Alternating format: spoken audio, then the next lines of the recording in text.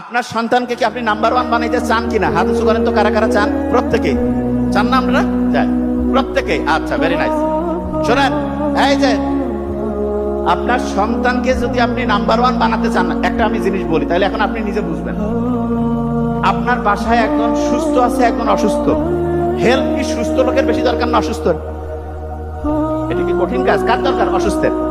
একজন নাম্বার পাইছে 80 আর একজন 40। পড়াশোনায় অসুস্থ কে?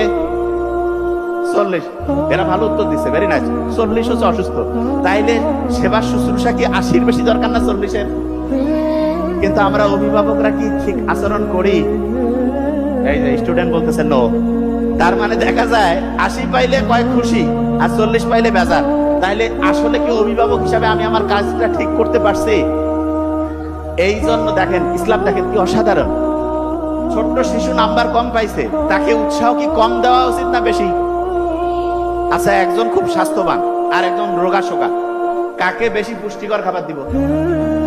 যে রোগাশোকা। তাহলে যে নাম্বার কম পাইছে তাকে কি বেশি উৎসাহ দিতে হবে না কম? বেশি উৎসাহ দিতে হবে। বেশি উৎসাহ যদি দিতে চাই, তাহলে তাকে উৎসাহ দেওয়ার জন্য তাকে 1 নাম্বার মধ্যে হচ্ছে তার প্রশংসা করা। কি করা? প্রশংসা। কিরকম প্রশংসা? যে তুমি এই যে চেষ্টা করতেছো, 40 পাইছো, নাম্বার ব্যাপার না, তুমি চেষ্টা করতেছো, আমরা খুব খুশি হয়েছি। প্রত্যেক অভিভাবককে আজকে ওয়াদা করতে হবে জীবনে। দেখেন, আমাদের কাছে, আমাদের নাবিল একাডেমিতে বহুত প্রত্যেকদিন কয়েক হাজার করে হচ্ছে কাগজ আসে।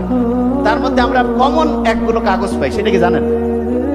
স্টুডেন্টরা চিঠি লেখে আমাদের পেজে, আমাদের ওইখানে যারা প্যানেল আছে তাদেরকে, তারা ওই কাগজগুলো আমার ছোট ভাই ডক্টর নোবেল কখনো কখনো আমার কাছে পাঠায়।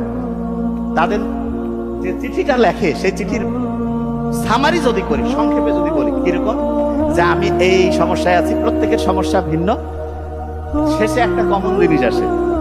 বিশেষ দ্রষ্টব্য দিয়া লিখছে 2 পৃষ্ঠায় যে আমি যে সমস্যা বলছি এইটা কোনোভাবে যাতে আমার আব্বা আম্মা না জানে।